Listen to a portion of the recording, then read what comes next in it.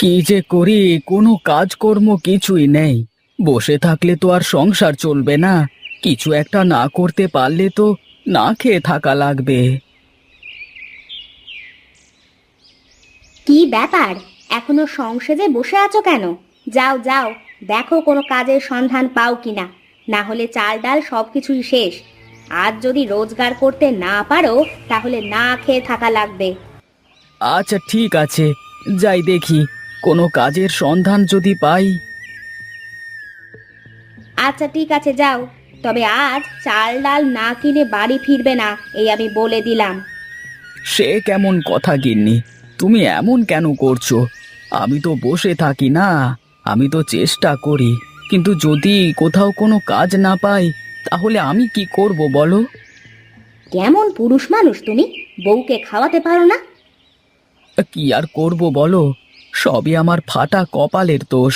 এত চেষ্টা করি, এত পরিশ্রম করি, কিন্তু কোনোটাতেই কোনো কাজ হচ্ছে না। আমি এত কিছু জানি না বাপু। হয় তুমি রোজগার করে আনবে, নইলে আমি বাপের বাড়ি চলে যাব। ঠিক আছে গিন্নি, তোমাকে কোথাও যেতে হবে না। আমি কোনো না কোনো ব্যবস্থা ঠিকই করে আসব।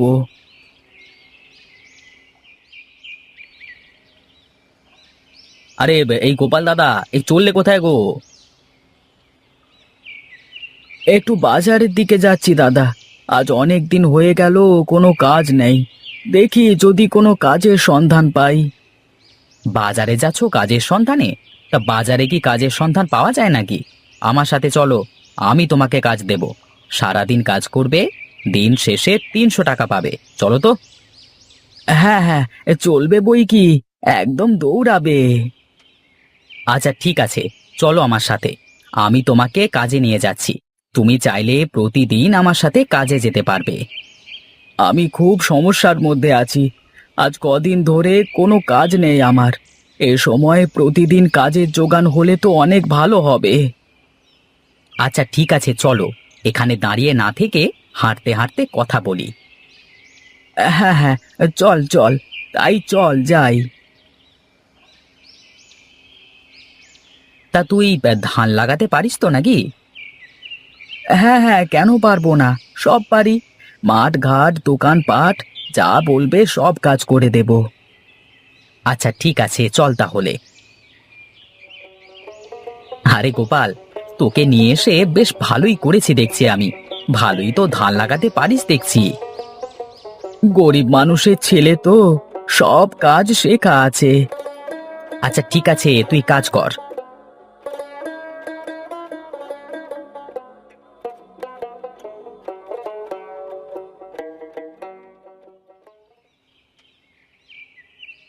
কি ব্যাপার নগেন, ধানের জমিতে গিয়েছিলিস নাকি তুই? কতজন লোক কাজ করতে এসেছে আজকে? হ্যাঁ জি মালিক, এই সকাল থেকে ধানের ক্ষেতের দিকে যায়নি। কি অবস্থা তার তো কোনো খোঁজ খবর পাইনি। অনেক দিন হয়ে গেল, ধান ক্ষেতের কাছে যাওয়া হয় না। চল তো গিয়ে দেখি কি অবস্থা। এখন যে আর কি হবে, দুপুর হয়ে গেল, মাঠে এখন কড়া রোদ। এর মধ্যে যাওয়ার কোনো দরকার নেই। একটু পরে তো এমনিতেই শ্রমিকদের হাজিরা দিতে হবে। আচ্ছা বেশ, তাই হবে।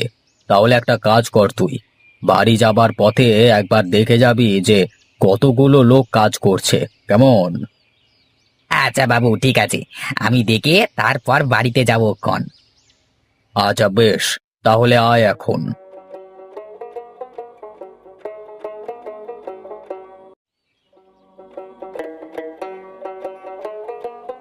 কিরে, তোরা আজকে কতজন লোক এসেছিস?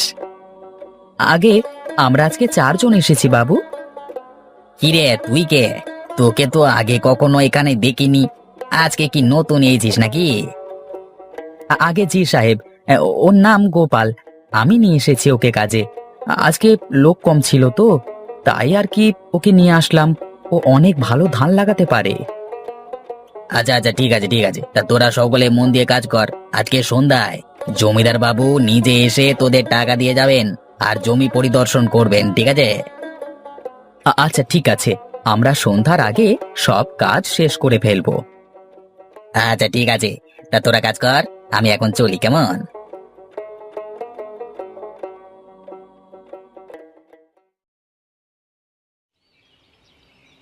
তাহলে তোরা আজ কজন কাজ করছিস? আগে জমিদার বাবু, আমরা আজকে 4 জন কাজ করছি। তা তোদের কি পুরোপুরি ধান লাগানো হয়ে গেছে নাকি?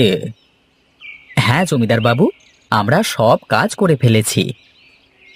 আচ্ছা, এই নে, তোদের হাজিরা নিয়ে যা এক এক করে।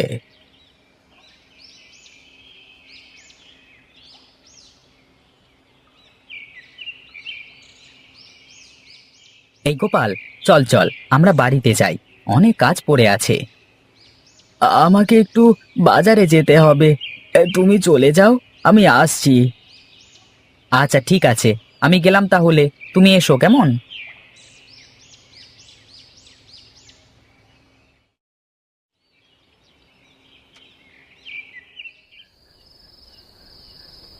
আরে এ কি, বাজারে তো দেখছি কেউ নেই।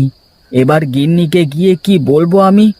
যাই হোক, টাকা আছে তো, গিন্নির হাতে দিলে গিন্নি খুশি হয়ে যাবে। যাই যাই, বাড়িতে যাই।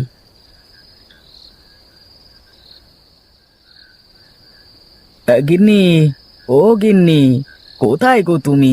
এদিকে এসো তো।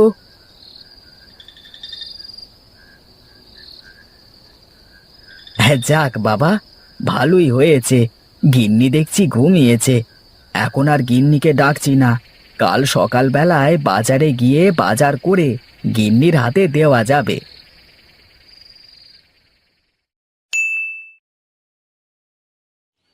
এই গোপাল, গোপাল, এদিকে আয়, আয় তাড়াতাড়ি এদিকে আয় বলছি। আরে জমিদার বাবু আপনি? এই গিন্নি, দেখো দেখো, হে জমিদার বাবু, তোমার যদি বিশ্বাস না হয় তবে হে জমিদার বাবুর কাছে জিজ্ঞাসা করে দেখো আমি কাজ পেয়েছি কিনা। আচ্ছা হয়েছে হয়েছে, বুঝেছি তুমি কাজ পেয়ে গেছো। এখন জমিদার বাবু কেন এসেছে তাই শোনো আগে। হ্যাঁ, তা জমিদার বাবু আমার কাছে কি দরকারে আসলেন? আমাকে খবর দিলে আমি নিজেই চলে যেতাম। তোর বাবা আমাকে আজ থেকে অনেক বছর আগে তোর এই বাড়িটা আমার কাছে বন্ধক রেখে অনেক টাকা ধার নিয়েছিলেন, এই কাগজে সব লেখা আছে। মানে, আপনি এসব কি বলছেন? আমি তো কিছুই বুঝতে পারছি না জমিদার বাবু। তুই বুঝিস বা নাই বুঝিস, সেসব দিয়ে আমার কাজ নাই। তুই কালকে বাড়িটা খালি করে দিবি কেমন? বাবু, আমি তো এসব কিছুই জানতাম না, আমাকে কিছুটা সময় দিন, আমি সব টাকা পরিশোধ করে দেব। ঠিক আছে, আমি তোকে 3 মাস সময় দিলাম, এর মধ্যে যদি সব টাকা পরিশোধ করতে পারিস তবে বাড়িটা তোর, কিন্তু কালকে বাড়ি খালি করে দিবি। আগে জমিদার বাবু, যদি বাড়িটা খালি করে দিই তাহলে আমি থাকবো কোথায়? আপনি আমাকে দয়া করে বাড়িতে থাকতে দিন। আচ্ছা ঠিক আছে, আমি তোকে শুধু তোর ঘরেই থাকতে দিলাম, কিন্তু মনে রাখিস তুই শুধু তোর ঘরটা ব্যবহার করতে পারবি, অন্য কিছু ব্যবহার করতে পারবি না। মনে থাকে যেন, আমি 3 মাস পর আবার আসবো। তুমি থাকো, আমি চললাম আমার বাপের বাড়ি। যেদিন রোজগার করার মুরদ হবে সেদিন তুমি আমার কাছে আসবে।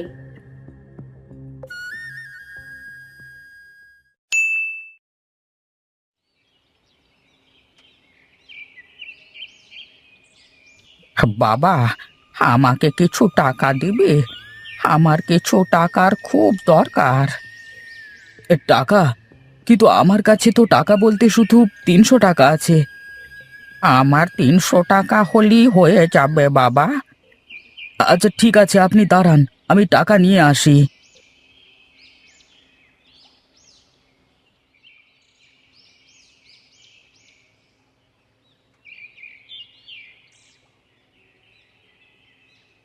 আমার কাছে তোকে দেওয়ার মতো এই আম গাছ ছাড়া আর কিছুই নেই রে বাবা।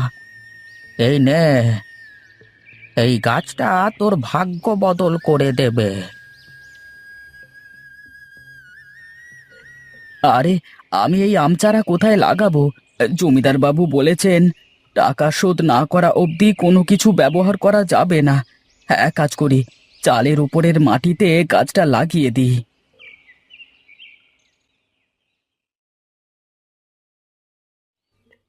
আরে বাস, এ তো দেখি অনেক আম ধরেছে আম গাছে।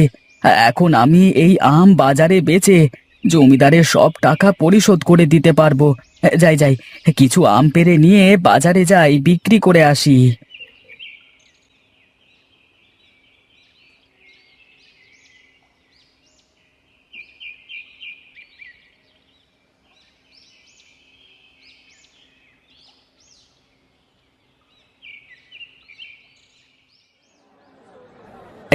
খেয়ে যান, মিষ্টি মিষ্টি আম খেয়ে যান। একবার খেলে বারবার খেতে মন চাইবে। মিষ্টি মিষ্টি আম খেয়ে যান। দাদা, আমাকে আম দাও তো, আমাকে 5 কেজি আম দাও। আমাকেও দাও, আমাকে আগে দাও, আমাকে 10 কেজি আম দাও। আহা, থাম থাম, আমি সবাইকে আম দেব, একটু থামো তোমরা।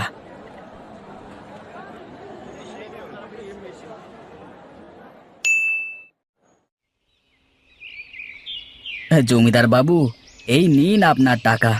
এখন আমার বাড়ির কাগজ আমাকে ফিরিয়ে দিন। হ্যাঁ হ্যাঁ, এই নে তোর বাড়ির কাগজ।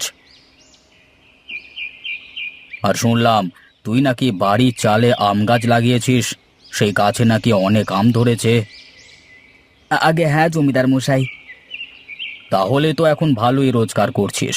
যা, এখন তোর বউকে ফিরিয়ে এনে ভালোভাবে সংসার কর। না, তার কোনো দরকার নেই জমিদার বাবু। যে আমার খারাপ সময়ে পাশে থাকে না, এমন মানুষ দিয়ে আমি কি করব? আমি চলি এখন।